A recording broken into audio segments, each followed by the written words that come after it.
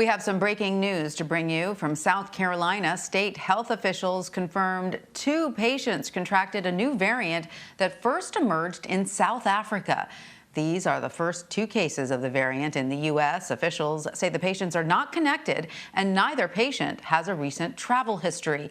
Doctors in the state are asking people to continue wearing their masks and follow COVID protocols. Meanwhile, the CDC says schools are safe to reopen for in-person learning. But several school districts are hesitant to open their doors after nearly a year of online teaching due to COVID-19. 83,000 people have died in January, making it the deadliest month of the pandemic so far. The CDC is warning another 85,000 could die in the next 3 weeks. CBS News correspondent Meg Oliver spoke to several teachers who fear the rise in cases and a lack of sufficient COVID protocols to safely return to class.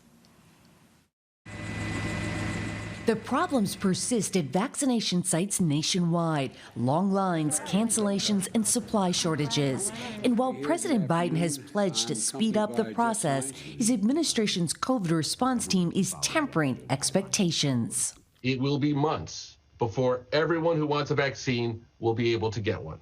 FEMA has requested up to 10,000 service members from the Defense Department to help staff as many as 100 vaccination sites nationwide.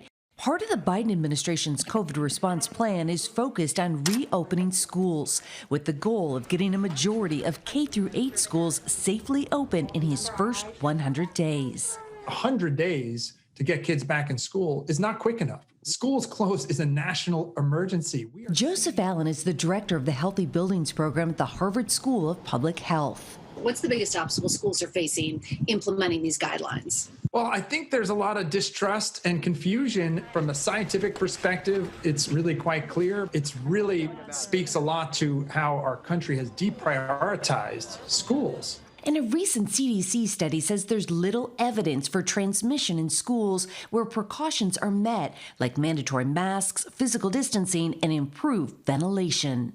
But some teachers' unions say school systems do not have these COVID-19 precautions in place for a safe reopening. In Chicago, educators are threatening to strike if the district does not meet their safety demands. My message to the teachers' unions is we need you guys. If you go on strike, our future is at stake more. Chicago mom Tamika Hinton is a single parent to 10-year-old Destin.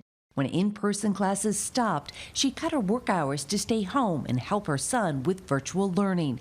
With her finances strained, the 2 of them moved in with her grandfather. I've been hit really, really hard. I had to downsize a lot of different things. How long can you maintain this? Not long. Not long. Joining me now is Dr. John Bradley. Dr. Bradley is the medical director of the Infectious Diseases Division and the Rady Children's Hospital in San Diego. Dr. Bradley, welcome. Thank you for joining us. As you know, there are already several vaccination trials underway for children, an age group not included in the earlier trials of the vaccine. What are scientists hoping to learn from these trials, and how long do you think it will be until there is a vaccine that is safe to administer to children? So, as you pointed out, the vaccine trials are just getting underway in children. It is usual for the FDA to make sure that that drugs and vaccines are safe and effective in adults before exposing children. And with children, there's an additional issue that after infection, there's a syndrome called MIS-C. That's inflammation secondary to the virus. And we just want to make sure that the vaccines are studied appropriately in children so that we don't see an increase in MIS-C in immunized children. So I think the trials will be going quickly. There will be a lot of attention paid to both effectiveness as well as safety. So I don't expect that there'll be approval or authorization for vaccines for children until the end of the year. You know, I'm always curious about trials involving children because, of course, they're minors and they need their parents' consent to participate in these trials. What concerns should a parent keep in mind if they are considering including their child in one of these trials? Every child who goes into a trial will have a complete set of risks and benefits that are provided to the parent. so that it's full disclosure. This is required by FDA, NIH, ethics boards, everyone. The benefit is that if a child's protected, that they won't be a source of infection to parents and grandparents, the elderly, people who are at risk in the family. The children themselves will not get such a benefit from the vaccine in terms of decreasing disease compared with adults, where there's huge value in preventing symptomatic disease. Kids, as you know, over half of them, when they get infected, have no symptoms at all. So it's more of a public health measure to make sure all kids are protected so that they don't spread it to those who are adults in the community who would be at great risk. And rubella immunizations in children are the same way. We immunize children to prevent pregnant women from getting rubella. So, so very important. Good points. Very important to keep that in mind, for sure. And Doctor, what do we know about the spread of COVID-19 in schools? As you know, there's a big debate raging right now in the Chicago school system where, teachers say we don't feel safe going back into the classroom. The government is saying we need you to go back into the classroom. So how can we make sure the school environment is safe enough that parents feel confident sending their children to school and teachers feel confident going back into the classroom? That's a great question, and we know we can get kids back to school safely. We know what risk factors there are for spread. We know we can have kids with masks over a certain age. We can limit interactions between kids, both in the classroom and on the playground. The government and each state, especially California, has a plan for getting kids safely back to school. But everyone worries that there'll be an incident where a mask will come off and something will happen. So the teachers are understandably concerned.